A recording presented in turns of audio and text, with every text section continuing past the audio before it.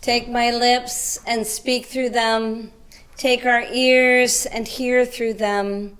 Take our hearts and set them on fire with love for thee. May I speak in the name of the living God. Amen. Amen.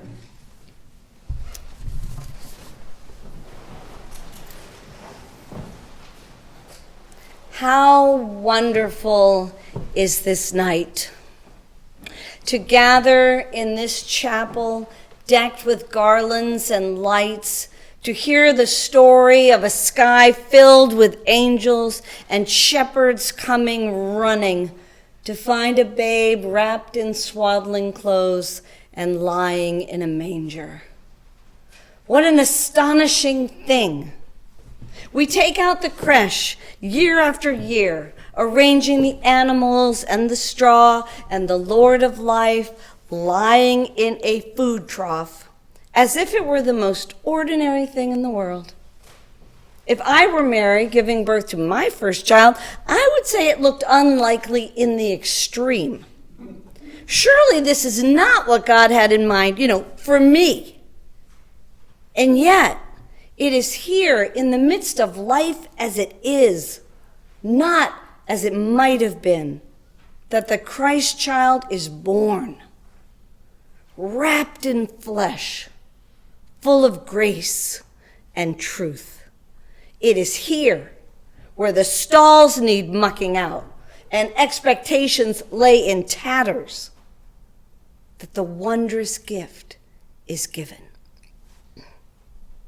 In some ways, it was a time much like today, except it was Caesar, not COVID, impinging upon the Holy Family, upending their daily lives in threatening and inconvenient ways.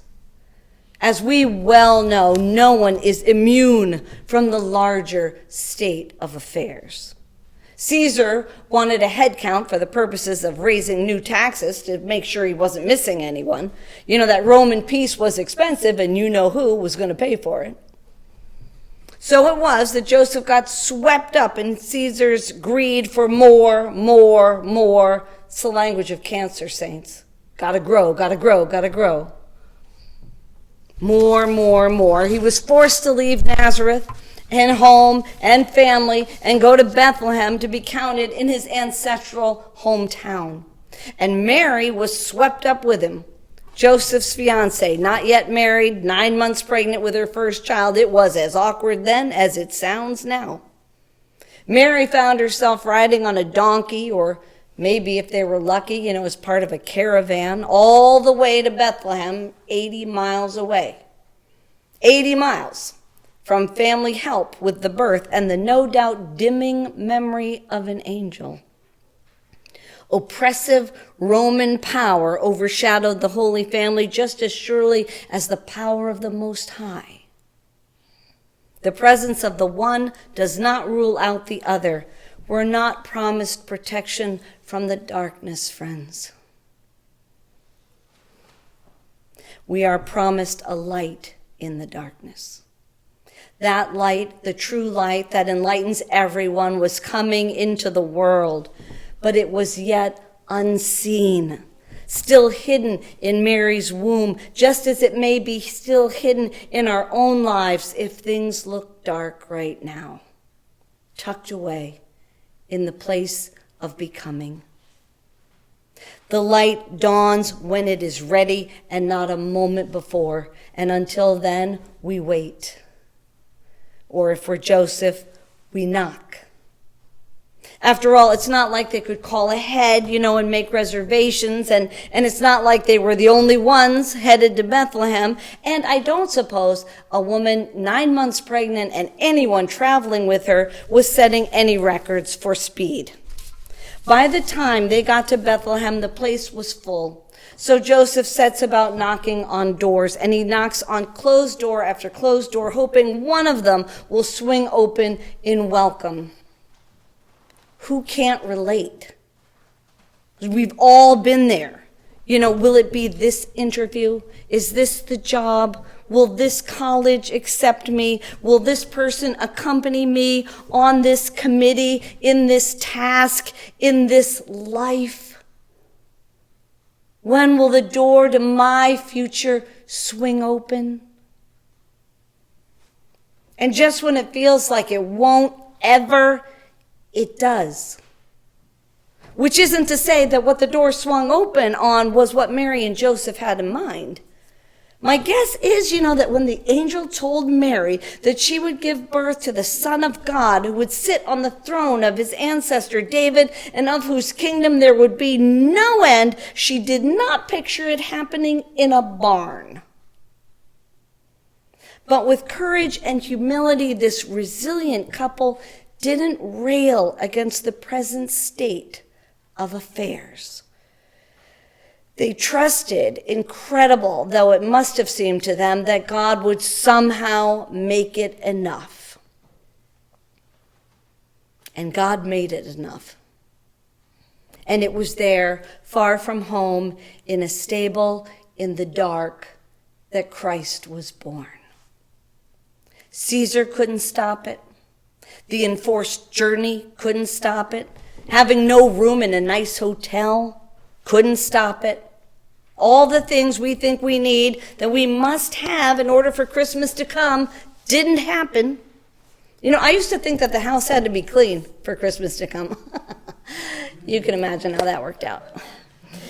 I had a friend, she's the mother of our daughter's friend, who told me, and I am not making this up, I kid you not, that Christmas couldn't come until she had baked 54 different kinds of Christmas cookies. Christmas came anyway, saints. Christmas comes anyway. Christmas comes in the dark, on the margins of life, wherever the Christ child can find room. One way or another, he comes just the same. Mild he lays his glory by. We sing prettily, oh so beautifully, the understatement of all time.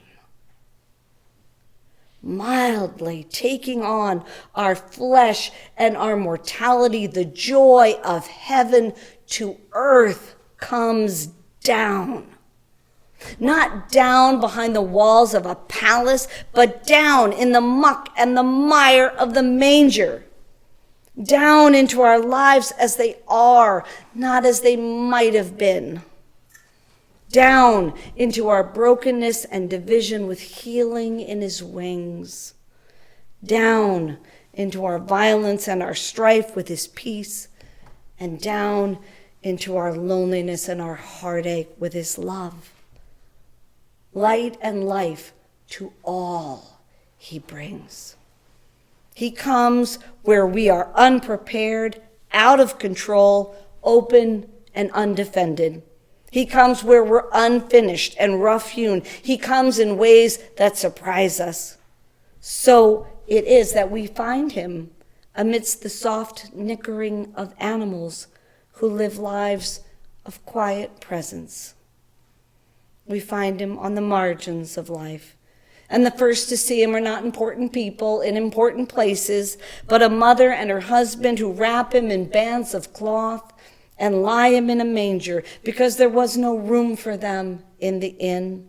And the first to come running were poor shepherds keeping watch over their flocks by night.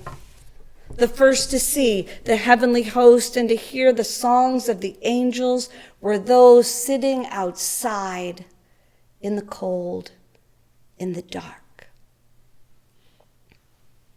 Which is good news of a great joy.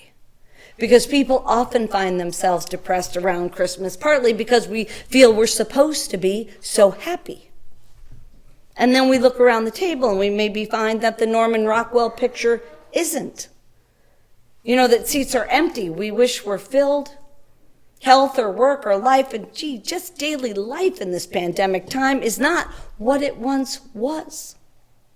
And it's hard. Forget, the shiny advertisements of Madison Avenue and the manufactured happiness of Hallmark cards. Remember the Holy Family on the road and the shepherds eking out a living.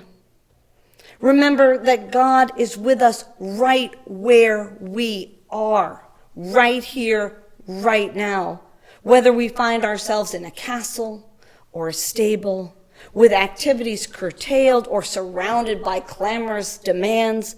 Wherever we are is the place of angels. Wherever we are is the place of God's coming. In the words of Jan Richardson, so when this blessing comes, take its hand, get up, set out on the road you cannot see.